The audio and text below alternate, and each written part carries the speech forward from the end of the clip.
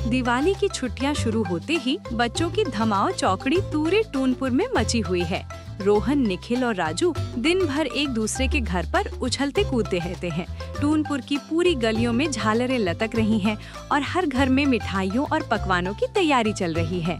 गांव के चौक पर मिठाई के बड़े बड़े काउंटर लगे हुए हैं, जिसमें सबसे आकर्षक चीज थी विशाल दिवाली केक पिरामिड, जो देखने में ही मुंह में पानी ला दे। उस पिरामिड को देखने के बाद तीनों दोस्त मिठाई वाले अंकल के पास गए। स्टॉल वाले अंकल बोले, इस दिवाली केक पिरामिड को इनाम के तौर पर रखा गया है, लेकिन इसके खाने के लिए एक शर्त है। सिर्फ वही बच्चा इसे खा पाएगा जो सबसे शानदार सपना देखकर सुबह बताएगा।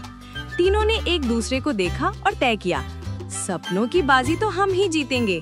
रोहन का स्वभाव बड़ा ही धार्मिक है। वो भगवान से प्रार्थना करता है कि मुझे कुछ अच्छा सपना दिखाएं ताकि वो दिवाली केक पिरामिड को इनाम में जीत सके।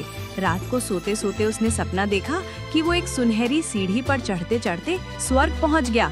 वहां भगवान जी खड़े हैं, चारों तरफ रोशनी और संगीत। रोहन झुककर भगवान जी के पैर छूता है और मिठास भरी आवाज में कहता है, भगवान जी, मैं टूनपुर का रोहन हूँ, क्या मैं वो चॉकलेट पिरामिड जीत सकता हूँ?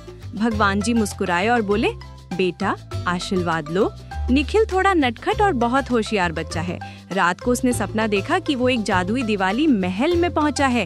वहां भगवान जी ने खुद उसे गले लगाया और बोले, निखिल तुम बहुत प्यारे बच्चे हो। फिर उन्होंने उसके माथे पर चॉकलेट का टीका लगाया और कहा, तुम्हारा भविष्य बहुत मीठा है। अब बारी थी शरारती राजू की। राजू दिन भर इसी फिराक में लगा रहा कि वो उस दिवाली केक पिरामिड तक कैसे पहुंचे, और सारी तरकीबें सोचने के बाद वो गहरी नींद में सो गया। दरअसल उसे कोई सपना ही नहीं आया, पर वो बहुत चालाक था। सुबह तीनों दोस्त मिठाई के स्टॉल पर पहुंचे। अब बारी थी अपने अपने सपने सुनाने की। निखिल ने भगवान से स्वर्ग में आशीर्वाद प्राप्त होने का सपना बताया। सभी कहने लगे, वाह क्या सपना है। रोहन ने दिवाली घर में भगवान द्वारा चॉकलेट के टीके का सपना बताया। सभी ने ताली बजाई, क्या बात है रोहन, तुम तो फाइनल राउंड में हो। जब सभी बच्चे अपने अपने सपने सुना रहे थे, तभी राजू ने चालाकी से उस दिवाली केक पिरामिड को अपने हाथों से उठाया और मजे से खाते हुए सभी बच्चों को केक बांटने लगा। ये देखकर सभी बच्चे चकित हो गए। तब राजू ने केक खाते हुए कहा, रात को उसने सपना देखा कि भगवान जी उसके सामने आए और बोले, राजू वो पिरामिड केक तो वैसे ही वहाँ रखा है, क्यों इंतजार कर रहे हो, जाकर खा लो और अपने दोस्तों को भी चखाओ, इसलिए उन्हीं की आज्ञा का पालन कर रहा हूँ। स्टॉल वाले अंकल ने हंसते हुए कहा, तुम तीनों के सपने कमाल के थे, लेकिन असली जीत किसी एक की नहीं, मिलजुल कर बांटने में है। फिर उन्होंने एक बड़ा सा चॉकलेट बॉक्स तीनों को दिया और कहा, दिवाली का असली मजा एक साथ बांटने में है।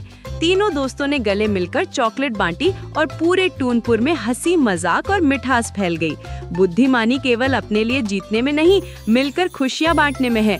सपनों की बाजी में सबसे बड़ा इनाम दोस्ती और एकता है।